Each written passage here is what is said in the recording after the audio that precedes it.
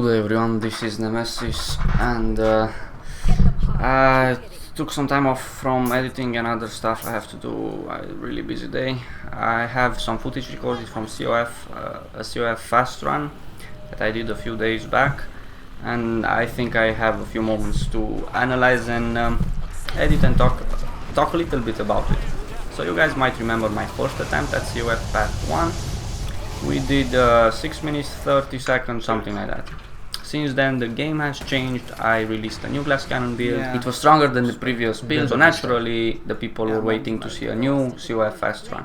So I'm not going to keep you in suspense too much longer. We did it in 5 minutes 53 seconds, something like that.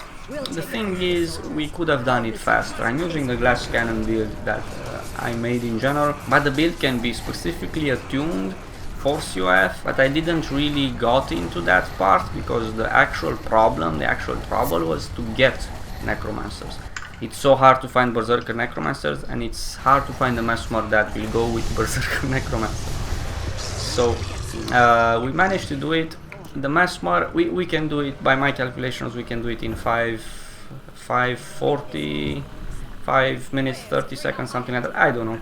The thing is, the mesmer was power, toughness, vitality, and at the final boss he used time warp before 50% health, and most of us know that power necromancers, glass cannon necromancers have increased damage when the monster is under 50% health, and if the mesmer would have used time warp then our amplified damage because of time warp would have been far greater. So little tips and tricks there. It can be brought down to 5:30 if I ever have the time to be searching for another 3-4 days to get people. I will give it another shot. The thing is, what I wanted to discuss about is actually very important. We did it in 5 minutes and 30 seconds, and if you search now on YouTube Guild Wars 2 CoF Path 1 fast run, you will see a lot of 7 minutes, a lot of 6 minutes, a lot of 5 minutes and a half. Warriors could do it in 5 minutes and a bit, and after they got nerfed, it's, as I heard it, it's 5 minutes and 30 seconds. So we are pretty close. But the world record, as I understand it, is 4 minutes and 27 seconds. I've seen the footage. I cannot find it now. If I find it, I will put it in the description.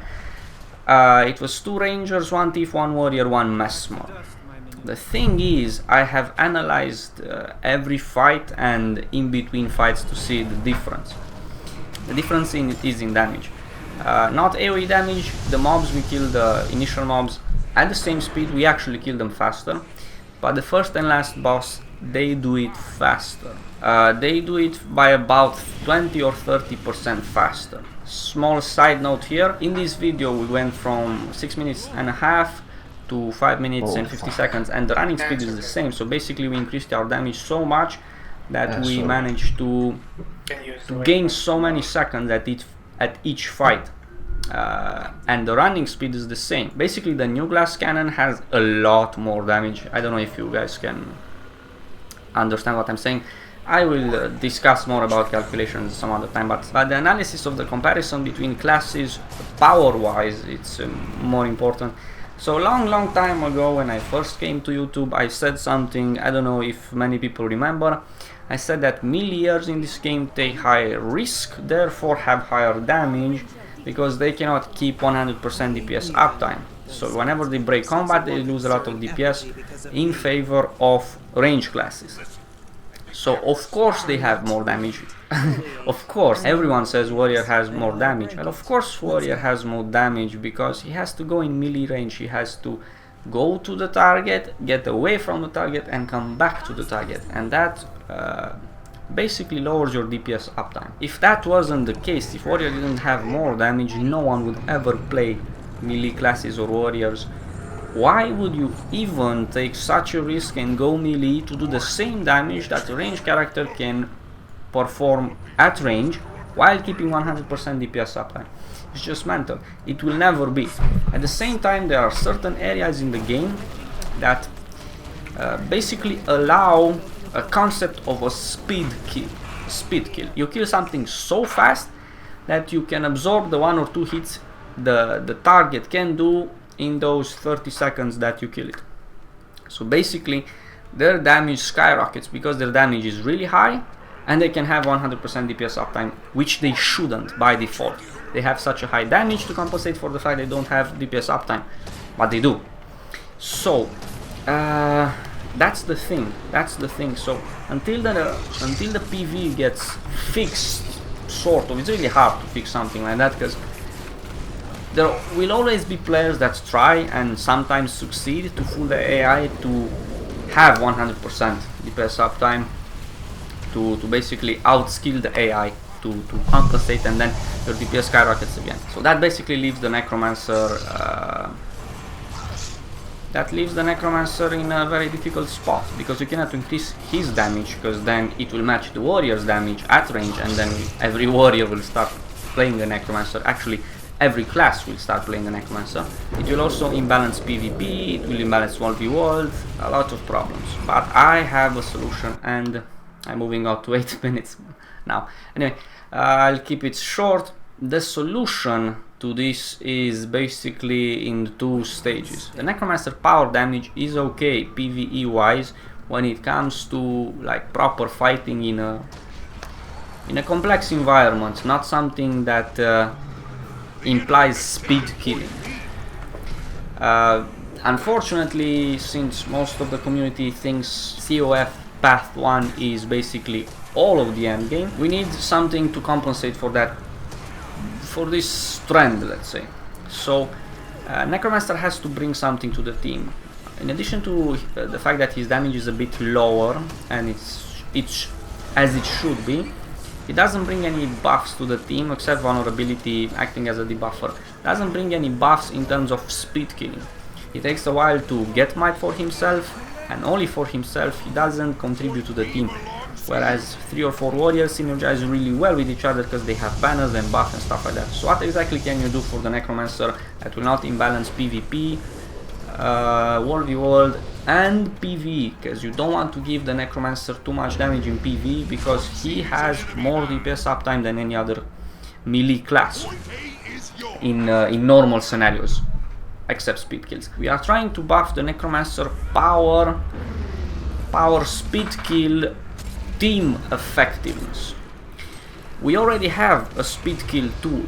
It's the leech form. Unfortunately, it doesn't scale properly when down level. So that thing needs to be looked at, because leech form was meant to be used and it cannot be used while down leveled in its present form. Secondly, leech form number 2, marked for death, currently adds 8 stacks of vulnerability on the target. It doesn't help us that much, since the vulnerability stays on the target only for like 10-20 seconds, and a speed kill requires like 30 seconds or 40 seconds. So you cannot give more vulnerability or the vulnerability to stay longer because of PvP and World v World reasons. My proposed change would be Mark of Death, as you can see, add 8 stacks of vulnerability. The new Mark of Death should add 5 stacks of vulnerability every 5 seconds for like 10 or 15 seconds. So that basically will ensure that in PvP or World v World, people will surely dodge. No one will stay for 10 or 15 seconds in a mark to get so many stacks of vulnerability on him, and if the person does, then good luck. And at the same time, you don't have to renounce vulnerability when you're in leech form, because 2 or 3 necromancers can cycle through this mark and actually keep 25 stacks of vulnerability on the target while in leech form. So basically we make our speed kill tool more adaptable to party scenarios. The second modification that is required, the second modification that I suggest would be a passive effect for leech form, like a passive aura. Call it presence of strength or whatever. As always, the numbers are debatable, but I will say my personal opinion on the thing. So basically, while in leech form, you give 5 to 10% increase overall damage to party members. So it should be either starting from 2%, and it stacks up to 5 times. So if you get 5 necromancers together, they give basically 10%. 3% stacks up to 5 times, or 5% stacks up to 3 times, or 10% stacks up to 2 times. So you can only have 2 necromancers, and more than 2 necromancers are sort of redundant. But you have to balance it out so it matches PvP, World v World, and PvE, and it also has to matter, because if a necromancer in Lich form only gives 2% increased damage, that's a little bit less than a warrior banner, which is not worth it again. But like I said, my recommendation would be either 10% increase overall damage for the team stacks up to 2 times, or 5% and stacks up to 3 times. So 3 necromancer is more or less optimal.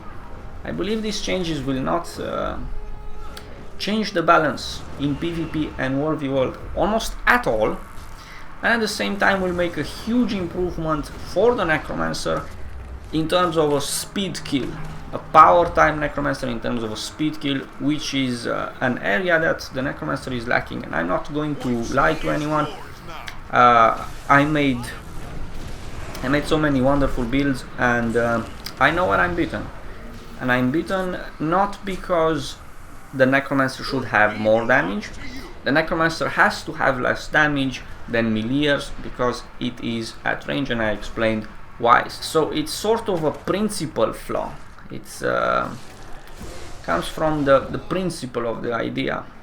But this can be corrected with these 2 suggestions. So anyway, if you guys like this idea, if you guys want to see more speedruns, I tried the speed kill on Lupicus, didn't work so badly. If you have any questions or any feedback on my suggestions, feel free to put them in the comments below. And if you like my idea, please spread the word. ArenaNet needs to maybe see this, maybe understand my solution. Maybe we'll get this implemented, maybe we'll get something else. I believe in the future it's going to get a little bit better from a speed kill perspective. Also, apparently speed kills are not going to be as effective, not necessarily speed kills, but farming, with the upcoming modifications that I discussed in my previous video. So I'm going to release 2 more short videos as video requests. Some people were asking me to make them. It's not going to take long. I'll get on that when I take another break from my other videos, and the Necromancer will be up this week. Yeah, I'll see you guys soon. Yes.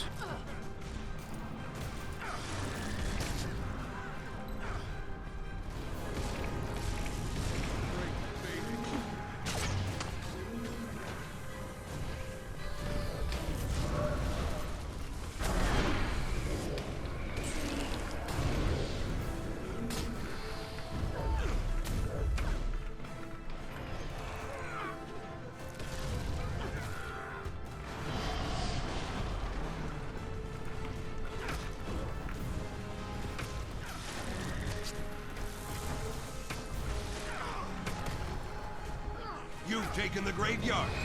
I did.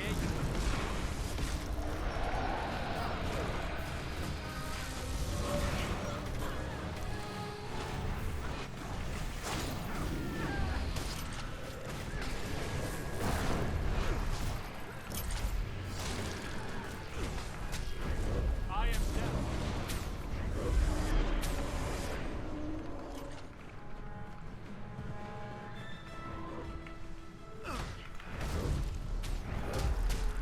Replenishing. You lost the waterfall.